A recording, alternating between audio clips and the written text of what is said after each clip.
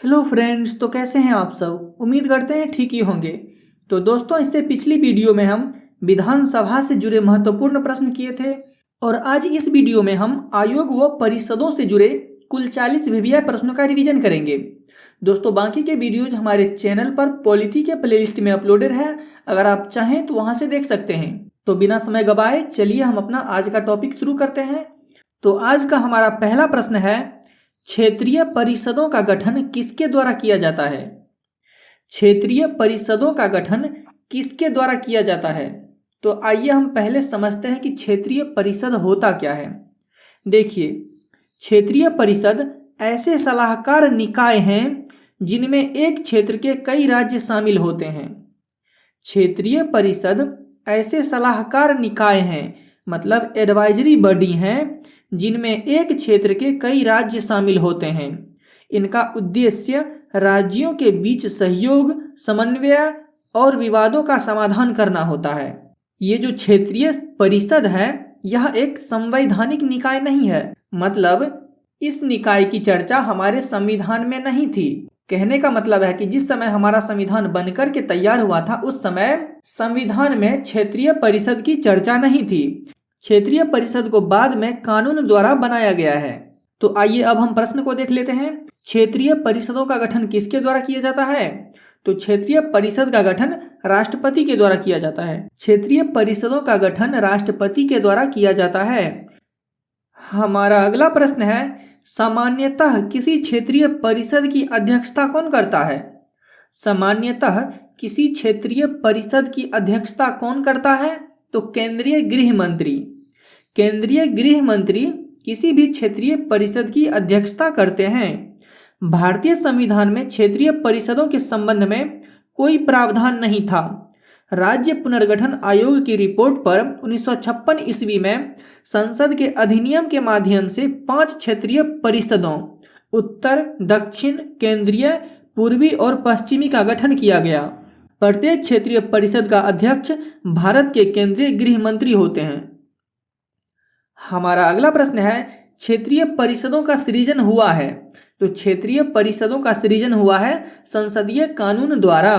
क्षेत्रीय परिषदों का सृजन हुआ है संसदीय कानून द्वारा। जिस समय हमारा संविधान बनकर के तैयार हुआ था, उस समय संविधान में क्षेत्रीय परिषद की चर्चा नहीं थी। हमारा अगला प्रश्न है, क्षेत्रीय परिषदें। क्षेत्रीय परिषदें क्या है। तो परामर्शदात्री इकाइयां हैं। क्षेत्रीय परिषद परामर्शदात्री इकाइयां हैं। क्षेत्रीय परिषदें परामर्शदात्री इकाइयां हैं। हमारा अगला प्रश्न है, क्षेत्रीय परिषदों के गठन के संबंध में किस वर्ष प्रावधान किया गया। तो क्षेत्रीय परिषदों के गठन के संबंध में वर्ष 1956 में प्रावधान किया गया। क्षेत्रीय परिषदों के गठन के संबंध में वर्ष 1956 में प्रावधान किया गया। हमारा अगला प्रश्न है, राज्य पुनर्गठन अधिनियम 1956 के भाग 3 के जरिए कितनी आंचलिक परिषदें स्थापित की गई थी। राज्य पुनर्गठन अधिनियम 1956 के भाग 3 के जरिए 5 आंचलिक परिषदें स्थापित की गई थी। वो कौन कौन थे। तो उत्तरी क्षेत्र, दक्षिणी क्षेत्र, पूर्वी क्षेत्र, पश्चिमी क्षेत्र और मध्य क्षेत्र। हमारा अगला प्रश्न है, वर्तमान समय में भारत में कितने क्षेत्रीय परिषदें कार्यरत है। वर्तमान समय में भारत में कुल 6 क्षेत्रीय परिषदें कार्यरत है।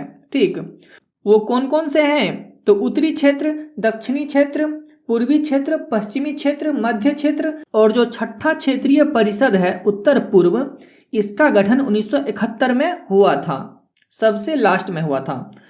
हमारा अगला प्रश्न है, सूची 1 को सूची 2 से सुमेलित कीजिए। ऊपर में क्षेत्रीय परिषदें लिखा हुआ है और नीचे में उसका मुख्यालय लिखा हुआ है। तो देखिए, उत्तर क्षेत्रीय परिषद, इसका मुख्यालय कहाँ था। तो नई दिल्ली में था।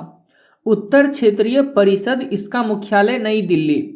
मध्य क्षेत्र परिषद, इसका मुख्यालय इलाहाबाद। पूर्वी क्षेत्रीय परिषद, इसका मुख्यालय कोलकाता और पश्चिमी क्षेत्रीय परिषद, इसका मुख्यालय मुंबई। दक्षिणी क्षेत्रीय परिषद, इसका मुख्यालय चेन्नई। तो यहाँ पर है ए का 1, बी का 2, सी का 3, डी का 4 और ई का 5, यानी हमारा ऑप्शन ए होगा। सभी सीरियल में ही लिखा हुआ है। हमारा अगला प्रश्न है, अंतर्राज्यीय परिषद का गठन संविधान के किस अनुच्छेद के अंतर्गत किया गया है? अंतर्राज्यीय परिषद का गठन संविधान के किस अनुच्छेद के अंतर्गत किया गया है?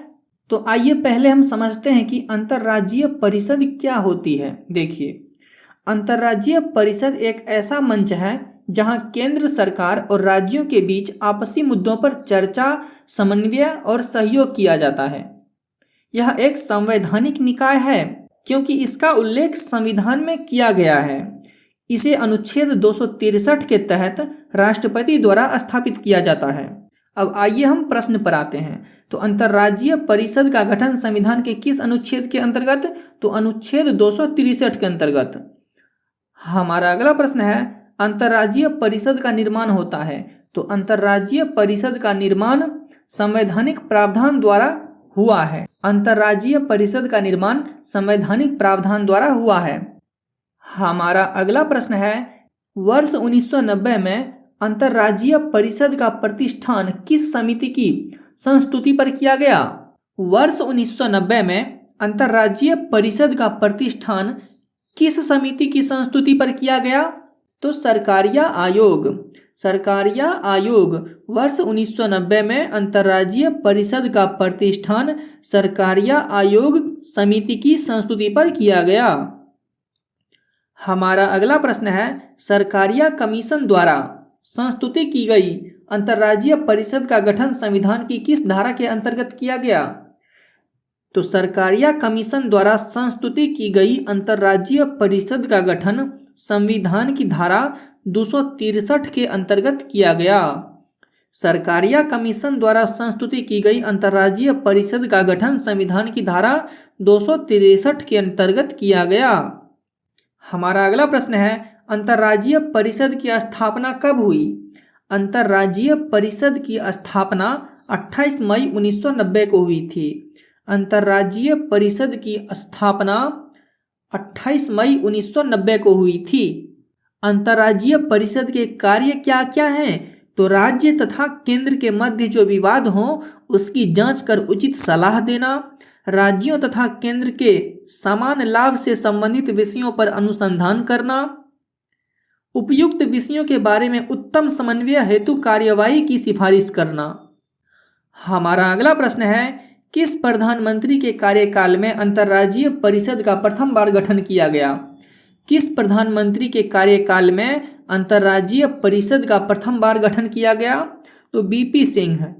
बीपी सिंह के कार्यकाल में अंतर्राज्यीय परिषद का प्रथम बार गठन किया गया था। हमारा अगला प्रश्न है, अंतर्राज्यीय परिषद की 7वीं बैठक में महत्वपूर्ण निर्णय लिया गया। अंतर्राज्यीय परिषद की 7वीं बैठक में क्या महत्वपूर्ण निर्णय लिया गया था? तो राज्यपाल सक्रिय राजनीति में न लौटें। राज्यपाल सक्रिय राजनीति में न लौटें। अंतर्राज्यीय परिषद की 7वीं बैठक में यह महत्वपूर्ण निर्णय लिया गया था। हमारा अगला प्रश्न है, निम्नांकित में से किस आयोग ने अंतर्राज्यीय परिषद के स्थान पर अंतर सरकार परिषद स्थापित करने की अनुशंसा की थी? निम्नांकित में से किस आयोग ने अंतर्राज्यीय परिषद के स्थान पर अंतर सरकार परिषद स्थापित करने की अनुशंसा की थी? तो सरकारिया आयोग। सरकारिया आयोग क्या है? तो देखिए, सरकारिया आयोग केंद्र राज्य संबंधों पर आयोग ने केंद्र और सरकारों के बीच सहयोग बढ़ाने के लिए एक अंतर सरकारी परिषद की स्थापना की सिफारिश की।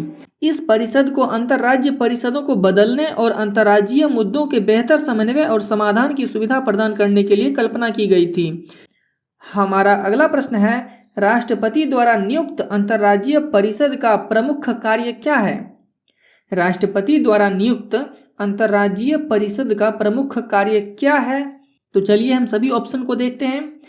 पहला है कि राज्यों के मध्य उत्पन्न विवादों की जांच करना और उन पर परामर्श देना, तो ये सही है। दूसरा है कुछ या सभी राज्यों के अथवा एक से अधिक राज्यों के समान हित से संबंधित विषयों का जांच कर विचार विमर्श करना, ये भी सही है।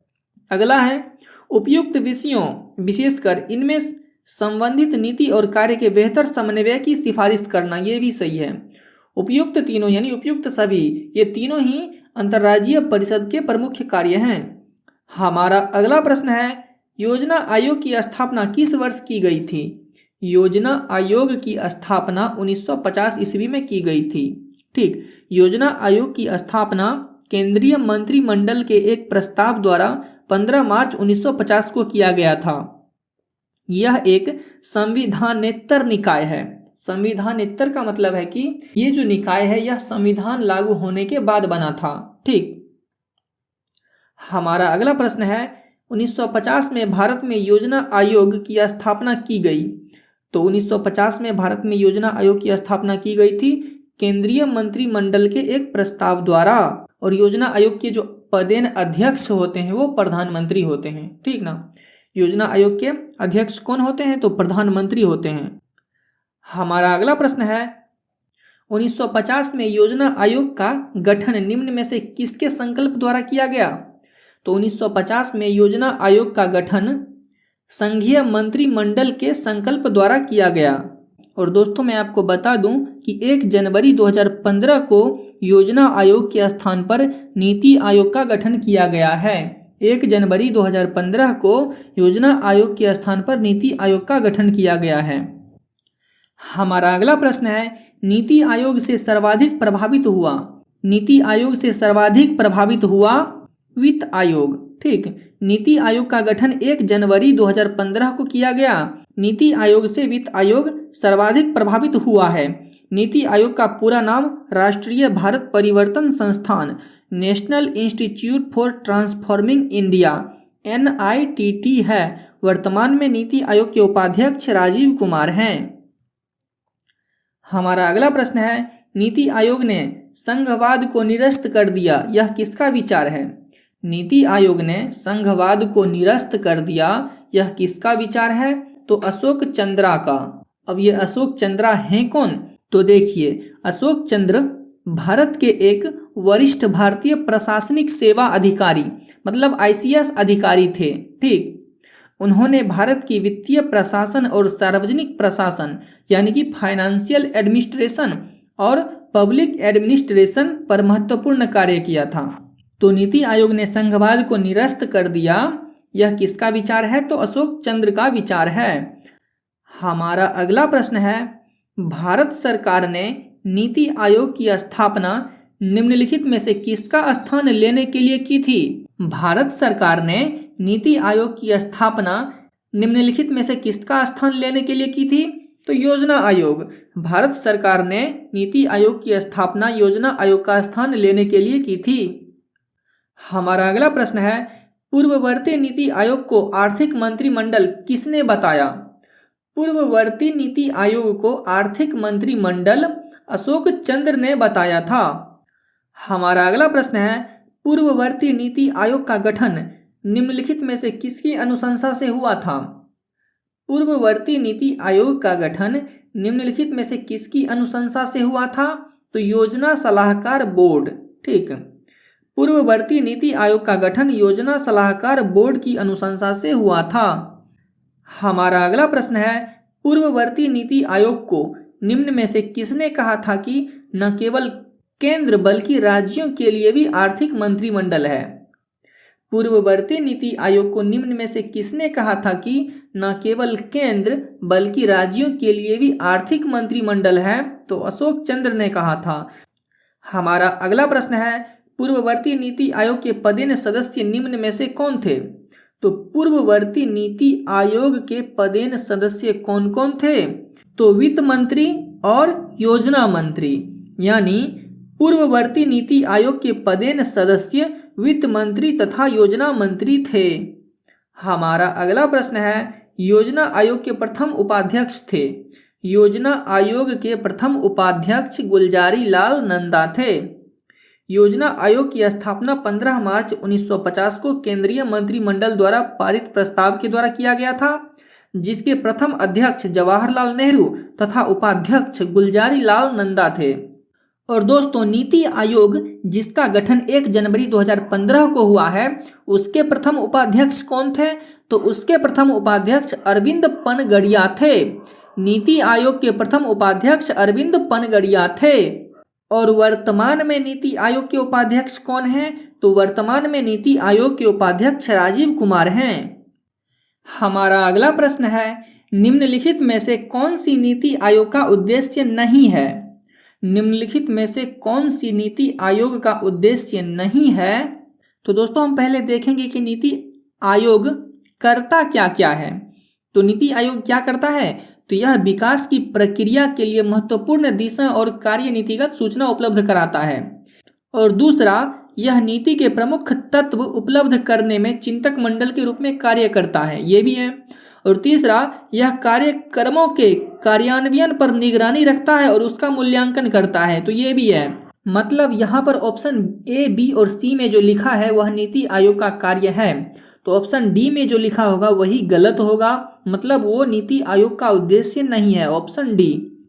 हमारा अगला प्रश्न है, निम्नलिखित में से कौन संविधानेतर संस्था है? मतलब वह कौन सी संस्था है जो संविधान निर्माण के बाद बना है?